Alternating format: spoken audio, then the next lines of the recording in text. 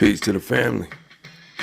This is a very direct and specific message to the new Black Panther Party, the members, and the movement. And the message is about the three cultures within the one culture, that one culture being revolutionary culture. Now, revolutionary culture is a culture that inspires change. It causes people to change their mind, to change their religion, to change their way of life, and to use that religion to change the reality of their lives. It causes us to change and challenge our eating habits, to examine and to change our choice of mates. We saw a Negro president travel the world, begging for change, maybe willing to do something strange, but some change. No matter how much we heard him beg for change, we, the Black nation in North America, are the recipients of none of this change. So we have arrived at the conclusion that we, not I, not you, not me, we must go within so that we do not have to go without. A crack is a compromise point within a wall or a foundation.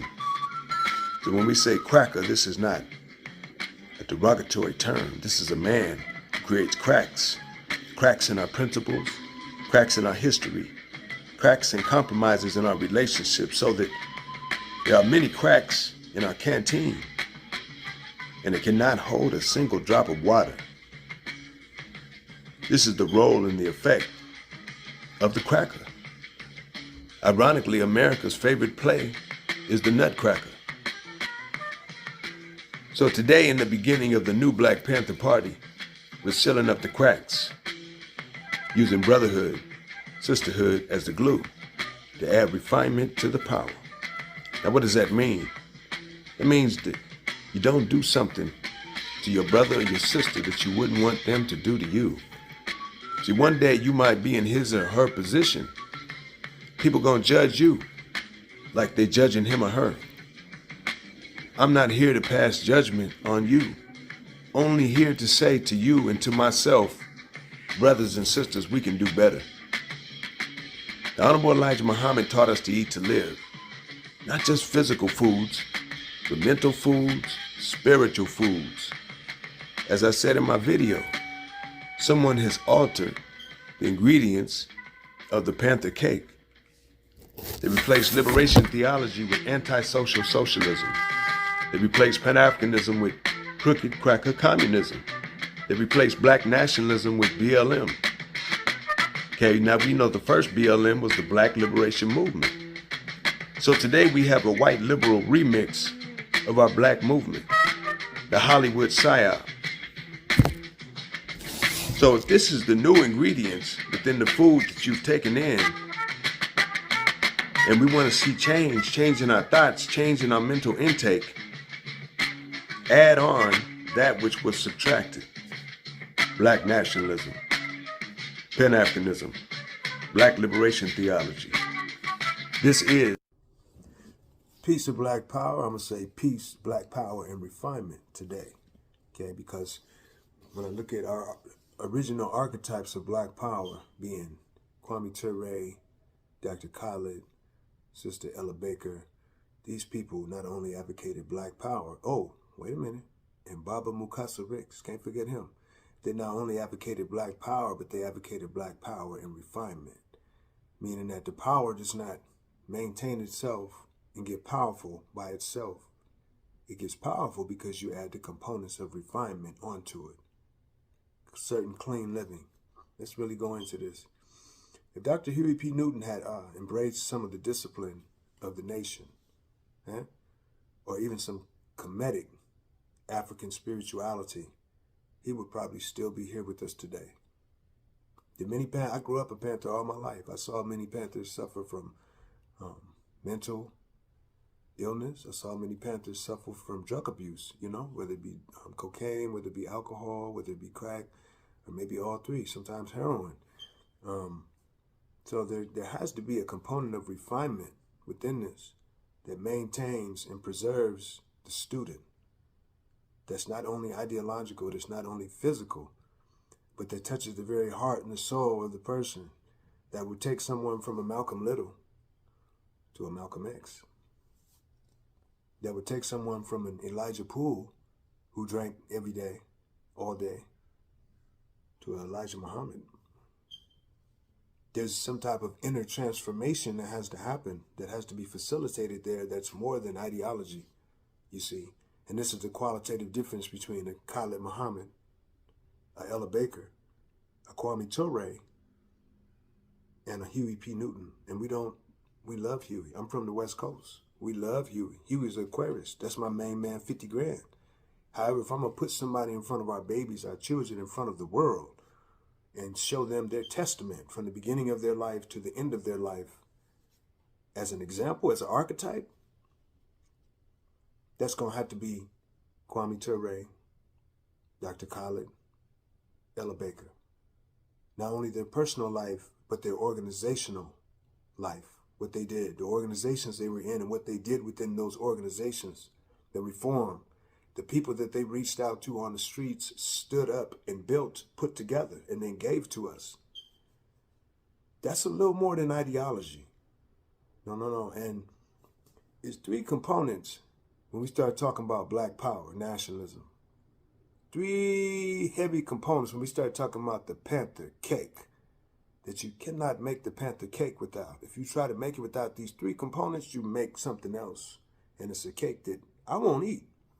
These three components are Pan-Africanism, revolutionary Pan-Africanism, black nationalism, and liberation theology. And if you look at all of the groups who came into forming the original Panthers in 1966, Lowndes County Freedom Party and so forth, all of these people had these contingents within their study, within their preparation. Let me say that again. Revolutionary Pan-Africanism, revolutionary black nationalism, liberation theology. Malcolm X is the father of all Panthers. Why do I say that? All of the Panthers were students of Malcolm,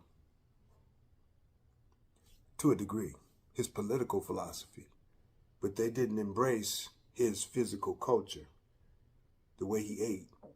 He did not drink. He fasted. All of these physical practices went into making him into who he was and the man we know him as. These disciplines, what we call it in the party is revolutionary culture. Things that build, fortify, and enrich the revolutionary, the student. And through our people seeing the enrichment of each student's people who used to be the dirty glass, who are now the clean glass. This is an example to them that they can do it. This is why so many brothers and sisters got out of the military after being brainwashed, out of the prison, after being brainwashed, out of the killing fields of college, high school, middle school, and joined the party. Because they knew they were in the dirty glass and they wanted the clean glass. And let me just say this. There's a lot of different people have a lot of different perspectives on this, but you can't separate Elijah Muhammad, the true teachings of Elijah Muhammad, from our national liberation struggle. He's the liberation theology component. Ask Bobby Seale. Ask Elaine Brown. Ask the original Panthers. Ask Kwame Ture. Study the relationship between Kwame Ture and the Honorable Elijah Muhammad. The same way that the Honorable Elijah Muhammad brought Farrakhan up on stage and told us to watch him and follow him and do what he does, he also brought Kwame Ture up on stage, the world's #1 black nationalist, who J. Edgar Hoover named as one of the black messiahs in his COINTELPRO points. Not Huey. No, not even Fred. Fred was mentioned later, but the person whom they named in his objectives was Kwame Ture because of his diplomatic relationship with all of our organizations, left or right, religious, non-religious, political, social, whatever, because of his beautiful demeanor and relationship with all of our people. Kwame told me, he said, He loved Dr. King because Dr. King didn't really attack anyone. So he kept an even platform to the point where he could form a coalition with almost anybody. We need to learn from that. Kwame, if you notice, he did not attack people. He would attack something they did, or maybe a principle that they had embodied that was not right and exact.